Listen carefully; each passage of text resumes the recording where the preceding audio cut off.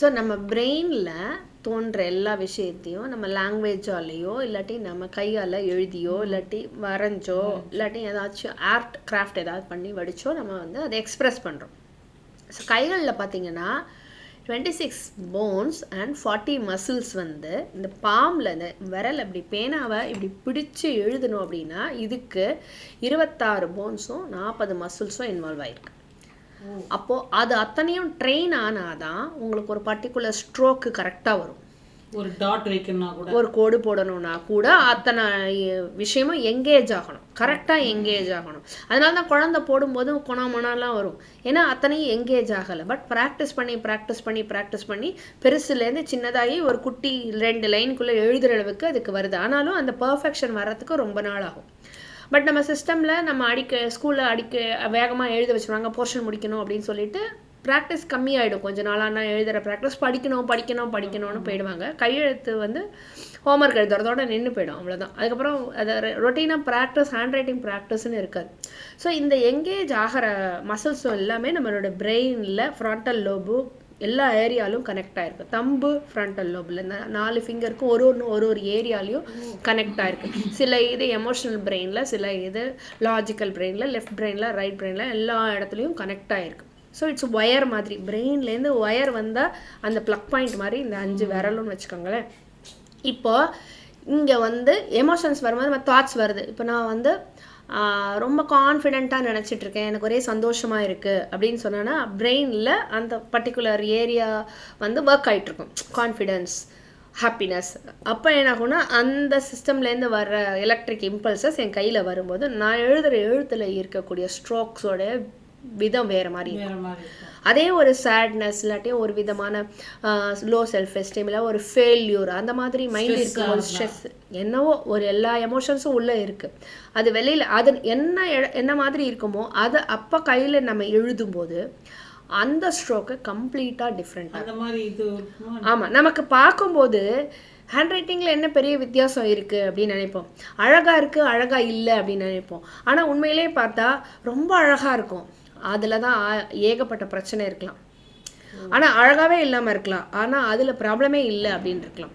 So இப்போ வந்து hand ரைட்டிங்கில் வந்து அழகாக இருந்தால் தான் நல்ல பர்சனாலிட்டி, அழகாக இல்லைன்னா நல்ல பர்சனாலிட்டி இல்லை அப்படிலாம் கிடையாது. அழகாக இருந்தாலும் இல்லாட்டியும் எந்தெந்த ஸ்ட்ரோக்கு எப்படி போகணுமோ அப்படி இருக்கும்போது அந்தந்த பர்சனாலிட்டி ட்ரெய்ட்ஸை காமிக்குது. ஸோ அந்த ட்ரெய்ட்ஸில் சேஞ்சஸ் வரும்போது அந்த ஸ்ட்ரோக்ஸு காமிச்சு கொடுத்துரும். ஸோ இதை வச்சு தான் நம்ம கண்டுபிடிப்போம். இப்போ ஒரு கார்டியாலஜிஸ்ட் கிட்ட போகிறீங்க, இசிஜி எடுக்கிறாங்க, அந்த இசிஜி இப்படி ஷீட் எடுத்து பார்க்குறாங்க, அதில் இப்படி எழுதியிருக்கு. உங்களுக்கு அதை பார்த்தா எதாவது புரியுமா? ஆனால் அவங்க அதை பார்த்த உடனே இது நான் ஓகே, ஒன்றும் ப்ராப்ளம் இல்லை இது ஒரு சீரியஸ், நீங்கள் இதை போய் பண்ணணும் அதை போய் பண்ணணும். அப்போ அதில் வந்து என்ன பார்க்குறாங்க அவங்க படிக்கும்போது ஒரு ஹார்ட் இம்பல்சஸ்க்கும் எப்படி கோடு விழும் அப்படின்றத அவங்க மனப்பாடம் பண்ணி படிச்சிருக்காங்க. ஸோ அவங்களுடைய மைண்டுக்குள்ளே அது கோடாக தெரியல, அது ஹார்ட்டோடைய பம்பிங்காக தான் தெரியுது. ஆனால் நம்ம சாதாரண மனுஷங்களோட கண்ணுக்கு அது வெறும் கோடு மாதிரி தான் தெரியும்.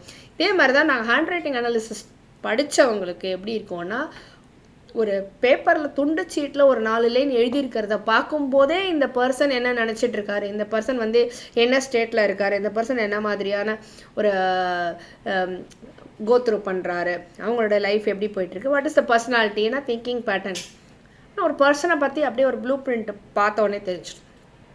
அந்த அளவுக்கு அதில் வந்து விஷயம் வெளில கண்ணுக்கு தெரியும். நாங்கள் பார்க்குறதே வேறு மாதிரி பார்ப்போம்.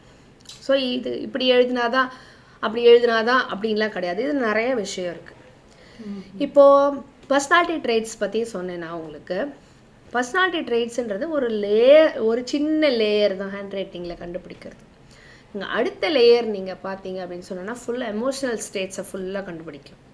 எமோஷனல் ஸ்டேட்ஸ்ன்னு பார்த்தோம்னா உங்கள் அம்மா அப்பாவோட எப்படி இருக்கும் உங்கள் ரிலேஷன்ஷிப்பு, இல்லை நீங்கள் வந்து ஒரு டீம் பிளேயரா, இல்லைனா நீங்கள் வந்து ஒரு லீடரா, இல்லைனா வந்து நீங்கள் எடுத்ததை முடிக்கிற ஆளா, இல்லை நீங்கள் வந்து ரொம்ப ஃபியருக்கு ரொம்ப பயப்படுறீங்க, ஃபெயில்யூருக்கு ரொம்ப பயப்படுறீங்களா, ஃபியர் ஃபார் ஃபெயில்யூர் இருக்கா.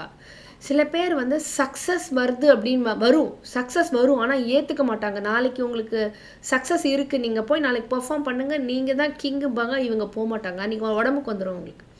ஏன்னா அந்த ஸ்டேட் வந்துடுதுன்னா அவங்கள அந்த ஒரு சக்ஸஸ்ஃபுல் ஸ்டேட்டில் தன்னை நினச்சி கூட பார்க்க முடியாது. ஏன்னா அந்த அளவுக்கு அவங்களுக்கு லோ செல்ஃப் எஸ்டீம் இருக்கும், பயம் வந்துடும் அவங்களுக்கு, ஃபியர் ஃபார் சக்ஸஸ் இருக்கும், ஃபியர் ஃபார் ஃபெயில்யூர் பார்த்தீங்கன்னா அது தாண்டி ஃபியர் ஃபார் சக்ஸஸ் வேற இருக்கும். ஸோ அந்த மாதிரி இந்த எமோஷனல் ஸ்டேட்ஸ், ஒரு அன்சர்டனிட்டி பார்த்தா அவ்வளோ பயம், அவ்வளோ வந்து இது நடக்குமா நடக்காதா அப்படின்ற ஒரு ரோலர் கோஸ்டர் போயிட்டுருக்காங்க அவங்களுக்கு. இது ரொம்ப நல்லா அது மாதிரியான விஷயங்கள்லாம் ஹேண்ட் ரைட்டிங்கில் தெரியும். ஸோ அதை மாதிரி ரிசன்மெண்ட், அதாவது பெர்ஃபெக்ஷனிசம்னு ஒன்று இருக்குது. அது எல்லாத்தையும் பர்ஃபெக்டாக பண்ணணும்னு பண்ணுறதுக்கு அப்படி பண்ண முடியலன்னா ஹவு டிட் ஐ மிஸ்ன்னு சொல்லிட்டு அவங்க வந்து அதுக்கு ஃப்ரஸ்ட்ரேட் ஆகி வருத்தப்படுவாங்க. அவங்களே செல்ஃப் சபட்டாஜ் பண்ணிப்பாங்க, அவங்களே வந்து தன்னைத்தானே ரொம்ப வருத்திப்பாங்க. ஸோ இதெல்லாம் அவங்களுக்கு இருக்கான்னு தெரியும்.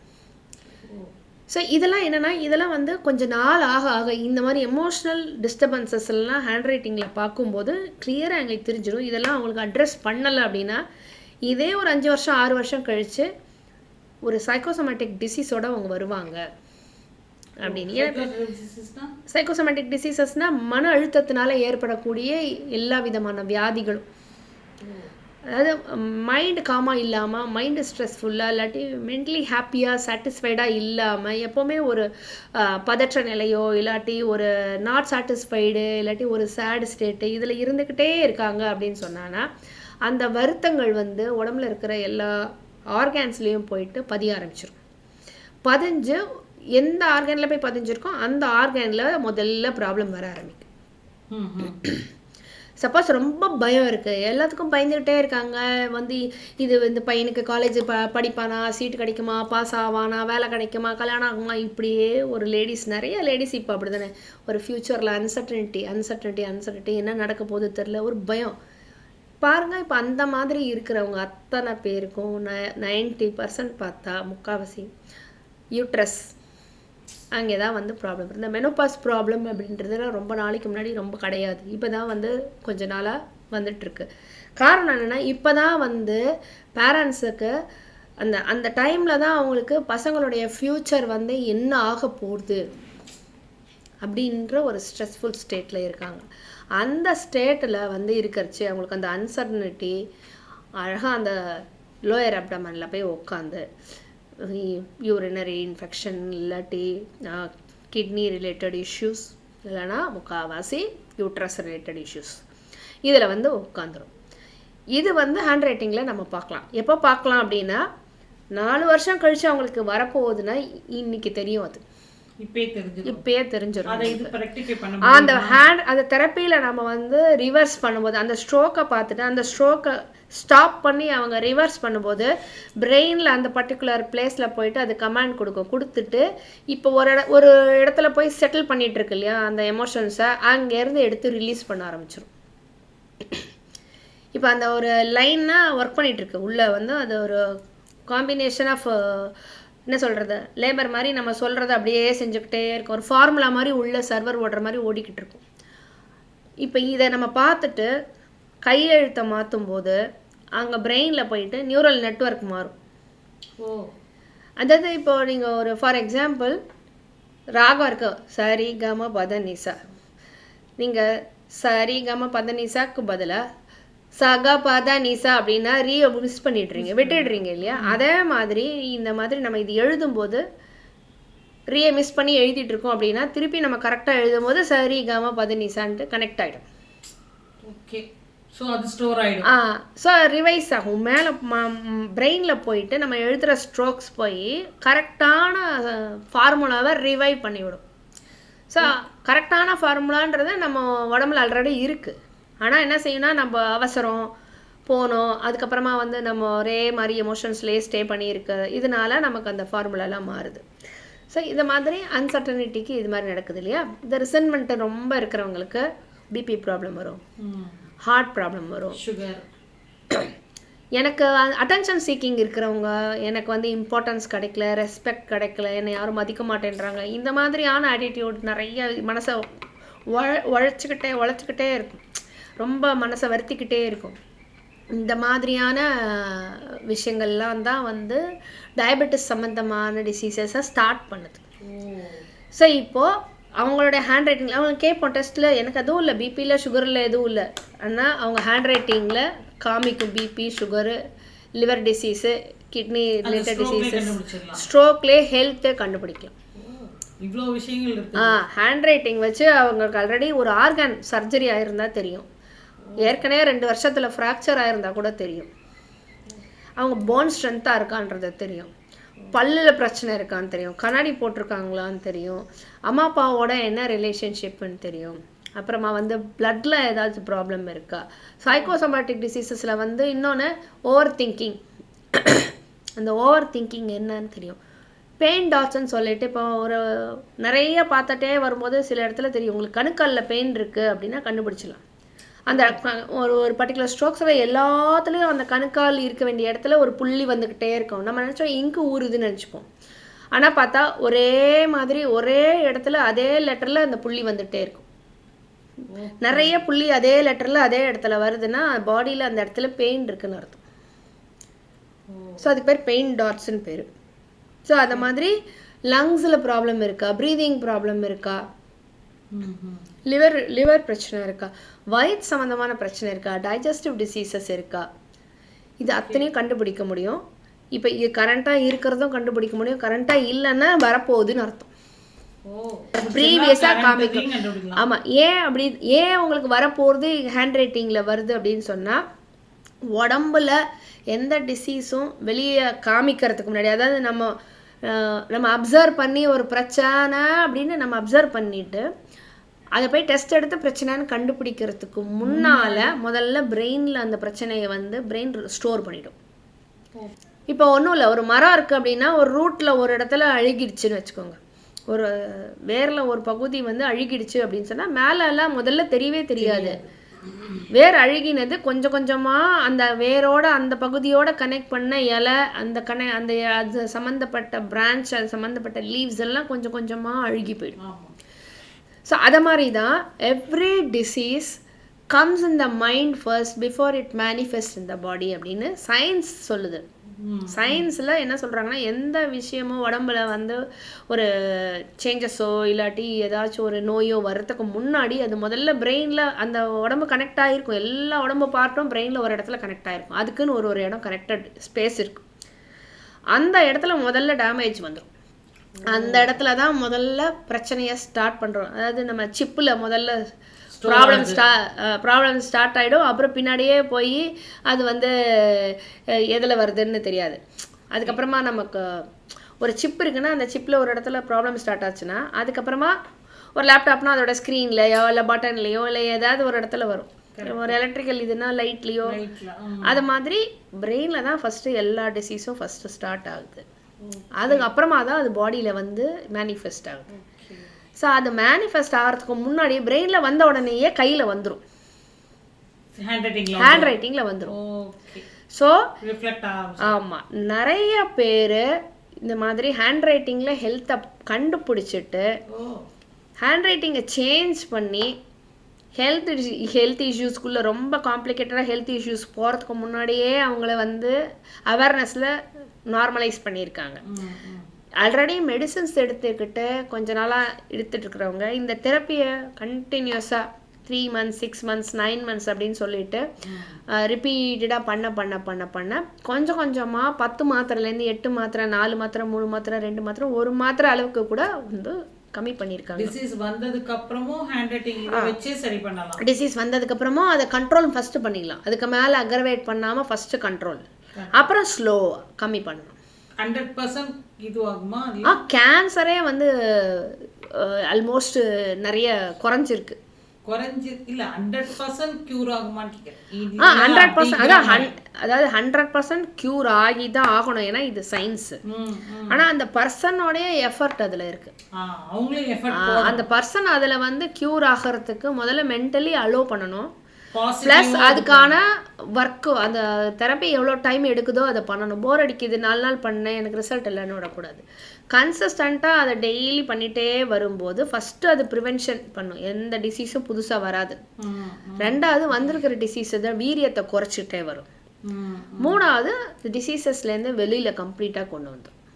ஸோ இது 1-2 இல்லை நிறைய ரிசல்ட்ஸ் இருக்குது. ஏன்னா இது வந்து இன்டர்நேஷ்னல் கவுன்சில்ஸ் ஆஃப் கிராஃபாலஜிஸ்ட்னு சொல்லிட்டு அமெரிக்காவில் இருக்கிற ஒரு எழுத்தாளர்களுடைய கவுன்சில், அவங்க வந்து இதை கண்டுபிடிச்சி ரிசர்ச் பண்ணி ப்ரூவ் பண்ணி இதை வந்து ஒரு தெரப்பியாக வந்து சைக்காலஜிஸ்ட்டுக்கெல்லாம் வந்து கொடுத்துருக்காங்க. இப்போ ஜென்ரலாக யார் வேணாலும் கற்றுக்கலாம் இதை ஆனால் யூஸ் பண்ணும்போது இது நல்ல ரிசல்ட் கொடுக்குது இது. ஏன்னா இதில் மெயினாக ஏன் ரொம்ப நாளாக ரிசல்ட் கொடுக்குது அப்படின்னு சொன்னால், இது ஒர்க் பண்ணுறதுக்கு நம்ம வந்து பிரெயினை யூஸ் பண்ணிவிட்டு உட்காந்துட்டு இருக்க வேண்டிய அவசியம் இல்லை. நம்ம மைண்டை யூஸ் பண்ணி இதை பண்ணணும் அதை பண்ணணும், இதை யோசிக்கணும் அதை யோசிக்கணும், விஜுவலைசேஷன் பண்ணணும், நான் வந்து மெடிடேஷன் பண்ணணும், எக்ஸசைஸ் பண்ணணும், யோகா பண்ணணும்னு எவ்வளோ உடம்ப வருத்தி நமக்கு அதெல்லாம் ரொம்ப கஷ்டமாக இருக்கும். அதுக்காக ஃபிசிக்கலாக எக்ஸசைஸே பண்ணாமல் இதை மட்டும் எழுதுனா சரியாயிடுமானா அப்படி கிடையாது. மூமெண்ட் வேணும்ல நமக்கு. ஒரு வெஹிக்கிளை ஓவர் ஆயில் பண்ணி வைக்கிற மாதிரி பாடிக்கு ஓவர் ஆயில் பண்ணி நம்ம மூமெண்ட் கொடுக்க வேண்டியது நம்மளுடைய டியூட்டி. அதை நம்ம பண்ணிகிட்டே இருக்கணும். ஆனால் டிசீஸ் போகிறதுக்காக அது அவ்வளோ கஷ்டப்பட்டு 2 மணி நேரம் யோகா பண்ணணும், 2 மணி நேரம் மெடிடேஷன் பண்ணணும்லாம் கிடையாது. 10 நிமிஷம் 15 நிமிஷம் டெய்லி கிராஃபோதெரப்பி எழுதிக்கிட்டே வந்தேன்னா 4 months 5 monthsலேயே அமேசிங் ரிசல்ட்ஸை பார்க்கலாம். ஸோ இது ஒரு அவ்வளோ பியூட்டிஃபுல்லான ஒரு தெரப்பி மோடு. இது வச்சு நிறைய கம்பேட்டபிலிட்டி இஷ்யூஸ்லாம் நாங்கள் சால்வ் பண்ணியிருக்கோம். ஒரு டைவர்ஸ் இருந்த பீப்புளுக்கு வந்து இதை மாதிரி கண்டுபிடிச்சி கொடுக்கும்போது அவங்களுடைய மேனுஃபேக்சரிங் பேட்டர்ன் இது 2 டிஃப்ரெண்ட்டுன்றதே அவங்க ஃபஸ்ட்டு புரிஞ்சுக்கவே இல்லை. இவங்கள மாதிரி நான் மாறணும், அவங்கள மாதிரி இவங்க மாறணும்னு சொல்லிட்டு ஒரு பிடிவாதத்தில் இருந்தபோது இந்த கிராஃபோதெரப்பி எழுத ஆரம்பித்த உடனே ஸ்லோவாக அவங்களுடைய அந்த இதெல்லாம் காம் டவுன் ஆச்சு. ஆட்டோமேட்டிக்காக அவங்க வந்து டைவர்ஸை கேன்சல் பண்ணிவிட்டு they have become a very romantic couples. கவுன்சிலிங்கே தேவையே இல்லை. இதை என்ன ஒரு செஷன் வந்துட்டு என்ன பிரச்சனை, அதுக்கு என்ன தெரப்பி கிராஃபோதெரப்பி பண்ணணும்னு கேட்டுட்டு போனால் போதும். ஏன்னா இப்போ டைவர்ஸ்னா கவுன்சிலிங் போகிறாங்க, அதுக்கப்புறம் ஸ்டெப் பை ஸ்டெப் போகிறாங்க. ஆனால் இந்த ஹேண்ட் ரைட்டிங்னா தேவையில்லை. இதை பார்த்து நம்ம இதில் இருக்கிற இதை இன்ஃபர்மேஷனை சொல்லும் போதே அவங்களுக்கு பாதி விஷயம் புரிஞ்சிடும். ஆட்டோமேட்டிக்காக அதை ப்ராக்டிஸ் பண்ணும்போது பயங்கர ஈஸியாக இருக்கும். சில இடத்துல வந்து பார்த்தீங்கன்னா ப்ரொகாஸ்டினேஷன் ரொம்ப பண்ணிகிட்டே இருந்தனால ரொம்ப எதுவுமே பண்ண முடியாமல் தவிச்சிட்டு இருந்தவங்க இந்த சக்ஸஸ் ட்ரைட்ஸ்ன்னு சொல்லிட்டு ஒரு புக்லெட் இருக்குது. அந்த சக்ஸஸ் ட்ரைட்ஸை ப்ராக்டிஸ் பண்ணிகிட்டே இருக்கும்போது டக்குன்னு ஆக்ஷன் எடுக்க ஆரம்பித்து ஆட்டோமேட்டிக்காக வேலைக்கு போய் இன்டர்வியூ நிறைய அட்டன் பண்ணி டக்குன்னு வேலை கிடச்சி அவங்க வந்து செட்டில் ஆகிட்டாங்க.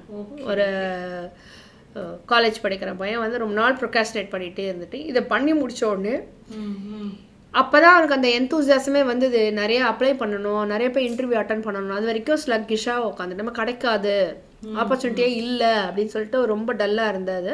இது பண்ணின உடனே ஹி காட் தி ஆப்பர்ச்சுனிட்டி. ஒருத்தர் வந்து இதோட மெடிடேஷனும் சேர்த்தவர் பண்ணி ஹார்ட் சர்ஜரியை கம்ப்ளீட்டாக கேன்சல் பண்ணிட்டாரு. அதுக்கான டெஸ்டிமோனியலும் கொடுத்துருக்காங்க. ஸோ அதை மாதிரி நிறைய பேர் வந்து எங்களுக்கு தேவையில்லாத டாக்ஸிக் பீப்புளாக நான் சுற்றி இருந்தவங்கெல்லாம் காணாமல் போயிட்டாங்க, என்னை தொந்தரவு பண்ணிட்டு இருந்தவங்களாம் இதை நான் எழுத ஆரம்பிச்சப்பறம் என்னை விட்டு போயிட்டாங்க அப்படின்னு சொல்லியிருக்காங்க. அதே மாதிரி வந்து எனக்கு வேண்டிய விஷயங்கள்லாம் நல்லா நடக்குது, கேட்குறதெல்லாம் கிடைக்குது அப்படின்றதும் நிறைய பேர் சொல்லியிருக்காங்க. ஸோ இது என்னென்னா நம்ம பிரெயினை நல்லா பெஸ்ட் வேயாக டியூனின் பண்ணுறது மனசால டியூனின் பண்ணுறது தான் நமக்கு சொல்லி கொடுத்துருக்காங்க இவ்வளோ நாள். ஆனால் மனசால நம்மளை டியூனின் பண்ணுறதுக்கு நமக்கு சம்டைம்ஸ் நமக்கே வணங்காது. ஆனால் இப்போ இந்த கிராஃபோதெரப்பியாக எழுதும்போது ஆட்டோமேட்டிக்காக நமக்கு அந்த எதுவுமே தேவையில்லை. அது எழுதும்போது அது தானே போய் அங்கே உள்ள ரீவயர் பண்ணிடுது. நமக்கு இது அர்த்தம் தெரிஞ்சாலும் தெரியாட்டாலும் ஒர்க் பண்ணுவது. நம்மளுக்கு என்ன தேவைங்கிறது ஆட்டோமேட்டிக்காக ஒர்க் ஆகும். ஆமாம், இதெல்லாம் இருக்கிறனால தான் அந்த கைகளுக்கு அவ்வளோ சக்தி இருக்கிறனால தான் அந்த காலத்துலேருந்து கோலம் போடுறதெல்லாம் கம்பல்சரியாக கொடுத்துருக்காங்க. ஏன்னா அந்த கோலம் போடும்போது அந்த ஸ்ட்ரோக்ஸ் அது போடும்போது வளையிறதும் லைன் போடுறதும் வளைச்சி போடுறதும் இதிலெல்லாம் பர்ஃபெக்ஷன் பண்ணி போடும்போது ஆட்டோமேட்டிக்காக பிரெயினில் வந்து ரீவயர் பண்ணுது. சில கோலங்கள்லாம் கொடுத்துருப்பாங்க, இப்படி போடணும் அப்படி போடணும்னு சொல்லிட்டு. இது எல்லாத்துக்குமே அந்த பிரெயினில் ரீவயரிங் பர்பஸ் இருக்கிறனால தான் அந்த மாதிரியான சிஸ்டம் அந்த காலத்துலேயே கொடுத்துருக்காங்க நமக்கு. ரங்கோலி போடுறது அந்த காலத்தில் செவுத்துலலாம் கேவ்ஸ்லாம் வரைஞ்சி வைப்பாங்க. அந்த மாதிரி அதான் வரைகிறதுன்றது ஆர்ட் தெரப்பியும் இப்போ அது பேஸ் பண்ணி தான். ஆர்ட் தெரப்பியில் வந்து என்னென்னா எல்லாருக்கும் ஒரு மாதிரி வரைவாங்க. ஸோ ஒரு கன்சிஸ்டண்ட்டாக இதுக்கு இந்த அர்த்தம்னு நம்ம சொல்லவே முடியாது. ஆனால் இந்த ஹேண்ட் ரைட்டிங்கில் பார்த்தீங்கன்னா 26 ஆல்ஃபபெட்டு தான், அப்புறம் 9 number, 10 number. Okay, alphabet 10 number and capital letters. இதுக்குள்ளவே உங்களுடைய ஃபுல் லைஃப்பையும் நம்ம டிசைன் பண்ணிடலாம். ஸோ அந்த அளவுக்கு அது ஒரு பியூட்டிஃபுல்லான தெரப்பி. நானும் ஃபஸ்ட்டு ஒரு சந்தேகத்தோடு தான் ஃபஸ்ட்டு படித்தேன். ஆனால் அமேசிங் ரிசல்ட்ஸ். முதல்ல எனக்கே அது நான் ஒர்க் பண்ணி பார்த்துட்டு நிறைய சேஞ்சஸ்ஸு. நான் கொஞ்சம் கிளட்டராக வச்சுருப்பேன். அதுக்கு நான் ஆர்கனைசேஷனல் ஸ்கில்ஸுன்ட்டு ஒரு இது இருக்குது. அதை எழுத ஆரம்பித்ததுக்கப்புறமா ஆட்டோமேட்டிக்காக எனக்கு வந்து அதை அடுக்கி வைக்கணும், ஆர்கனைஸ்டாக வைக்கணும் அப்படின்ற மோடு வந்து ஆட்டோமேட்டிக்காக வந்துருச்சு. ஸோ எங்கள் வீட்டிலலாம் வந்து கேட்டு போங்க, நீ எப்படி வச்சுருக்க அப்படின்னு சொல்லிட்டு. அந்தளவுக்கு எனக்குள்ளேயே நான் சேஞ்சஸ் பார்த்தேன். ஸோ அது மட்டும் இல்லை, நிறைய விஷயங்கள். பப்ளிக் ஸ்பீக்கிங்லாம் வந்து எனக்கு முதல்ல கொஞ்சம் பயமாக இருந்தது. பட் இந்த கிராஃபோ தெரப்பி பண்ண அந்த லெவல் ஆஃப் கான்ஃபிடென்ஸு என்னோடய ஃப்ரெண்ட்ஸ்லாம் பார்த்து சொல்லுவாங்க, ஒரு கம்ப்ளீட்லி ட்ரான்ஸ்ஃபர்மேஷன் பார்க்குறேன் நான், நிறைய டிஃப்ரென்ஸ் தெரியுது அப்படின்னு சொல்லிட்டு.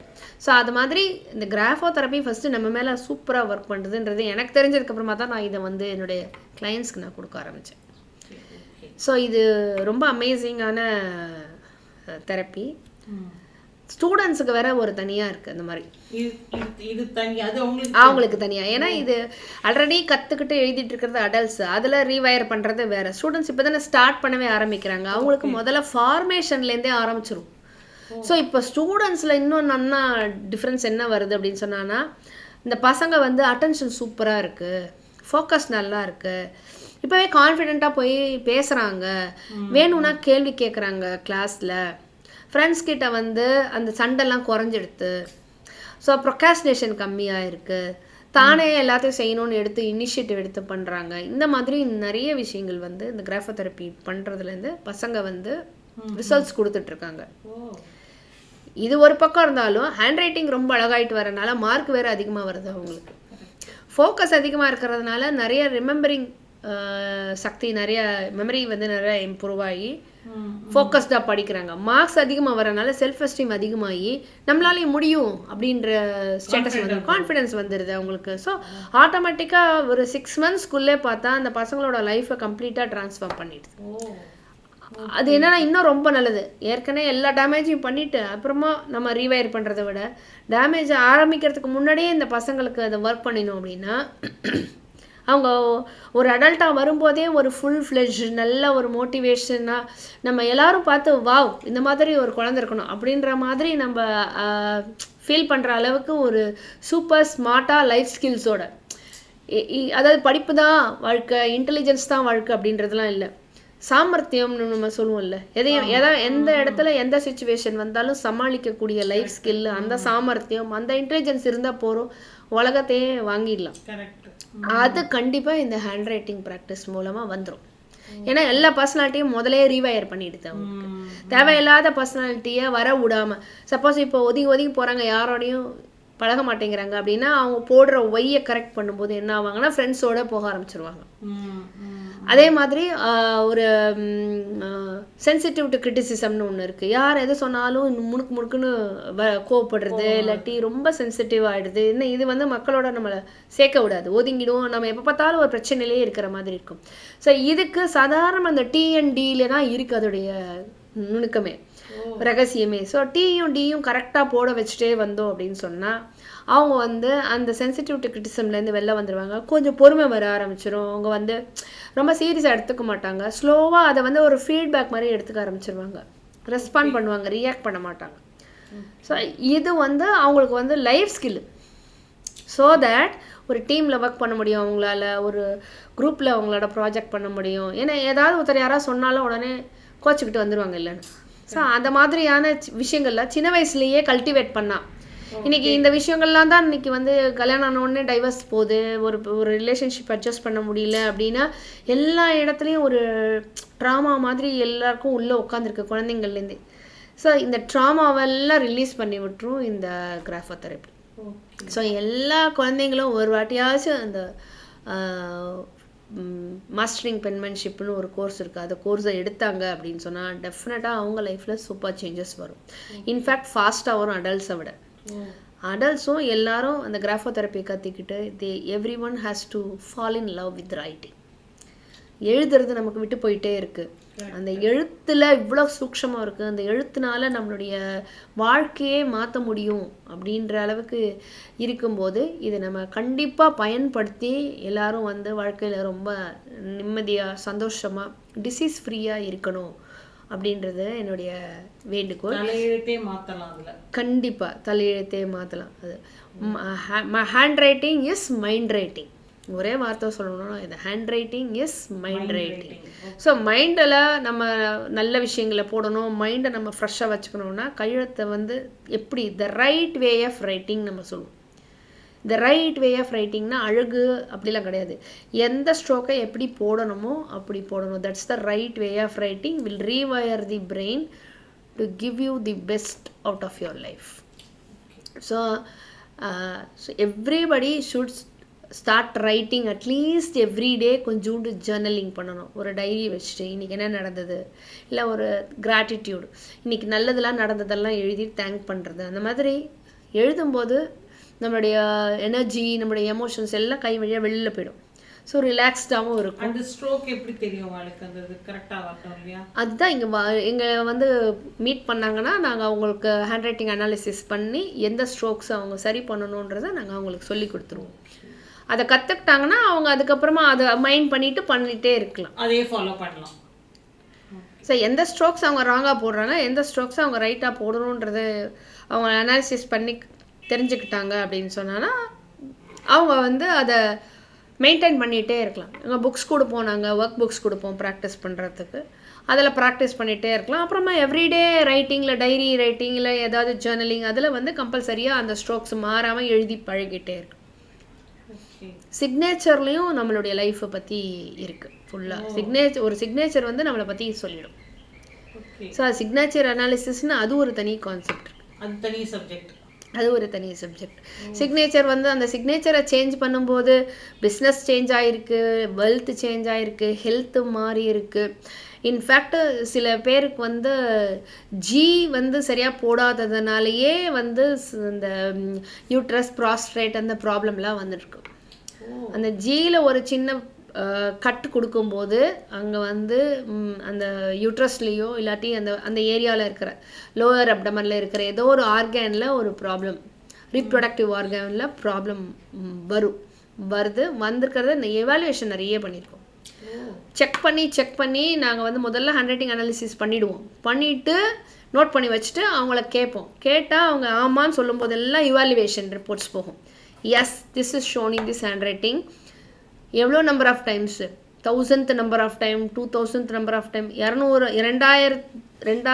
ஹேண்ட் ரைட்டிங்கில் இது வந்து ப்ரூவ் ஆகிருக்கு, 4000 ஹேண்ட் ரைட்டிங்கில் ப்ரூவ் ஆகிருக்குன்னு சொல்லிட்டு ரெக்கார்ட்ஸ் க்ரியேட் பண்ணிகிட்ருக்காங்க. ஒரு ஹேண்ட் ரைட்டிங்லேயும் ப்ரூஃப் எடுத்து ரெக்கார்ட்ஸ் க்ரியேட் பண்ணிகிட்ருக்காங்க. ஒரு புக்கே ரெடி பண்ணிகிட்ருக்காங்க எவ்வளோ ஹேண்ட் ரைட்டிங்கில் இது ப்ரூஃப் ஆகிருக்கு. இப்போ தான் வந்திருக்கு, வேர்ல்டு லெவலில் இருக்குது. இந்தியாவில் இப்போ தான் கொஞ்சம் கொஞ்சமாக வந்துட்டுருக்கு. இன்னும் யாருக்கும் அவ்வளவா தெரியல இதை பற்றி. இப்போ தான் கொஞ்சம் கொஞ்சமாக தெரிய ஆரம்பிச்சு. எஸ்பெஷலி இது தெரபிஸ்ட் அந்த அவங்களுக்கு வந்து எக்ஸ்போஸ் ஆகிருக்கு. நார்மல் பப்ளிக்கு இன்னும் கொஞ்சம் லைஃப் கோச்சிங் பண்ணுறாங்க, கோச்சஸ்க்கு வந்து பண்ணுறாங்க. ஸோ இது எங்களோட என்விஷன் மைண்ட் ஸ்டுடியோவோட ஒண்டர் உமன் ஹப்லேயும் இது ஒரு இம்பார்ட்டண்ட்டான விஷயம். எங்கள்கிட்ட கோச்சிங் எடுத்துக்கிறவங்களுக்கு இந்த ஹேண்ட் ரைட்டிங் அனாலிசிஸையும் பற்றி நாங்கள் சொல்லிக் கொடுப்போம். இந்த கோச்சிங், இந்த லைஃப் கோச்சிங்கில் இந்த கோச்சிங் மெத்தடு வேறு எங்கேயும் கிடையாது. So that is also a speciality of Envision. எப்படி பப்ளிக் ரீச் பண்ணுவீங்க இந்த மாதிரி கோச்சிங் இருக்குங்கிறத? பப்ளிக் தெரியும் எப்படி ரீச்? இதுதான் இன்ஸ்டாகிராம்லாம் இருக்கே நிறைய சோஷியல் மீடியா ப்ரொமோஷன். சிட்டி லெவலில், வில்லேஜ் லெவலில், எல்லா இடத்துலையும் போகும். எல்லா இடத்துலையும் ஃபேஸ்புக் ஆட் எல்லாம் போட்டிங்கன்னா உங்களுக்கு ஓப்பன் பண்ணாலே வந்துடும்.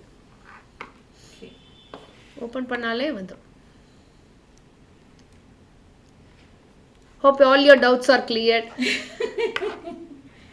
ரிமோட் ஏரியா அந்த எல்லாம் எப்படி ரீச் பண்ணுவீங்க? இப்போ இது மொபைல் அந்த இன்ஸ்டாலாம் இல்லாதவங்க ரிமோட் ஏரியாவில் கேம்பெயின் பண்ணணும். அப்புறம் கொஞ்சம் கொஞ்சமா போய் ரீச் அவுட் பண்ணணும். ரீச் அவுட் ப்ரோக்ராம்ஸ் எல்லாருக்கும் அந்த ஆப்ஸ் இன்ஸ்டா இருக்கு, ஃபேஸ்புக் இருக்கு, அதுல ரீச் பண்ணுவோம்.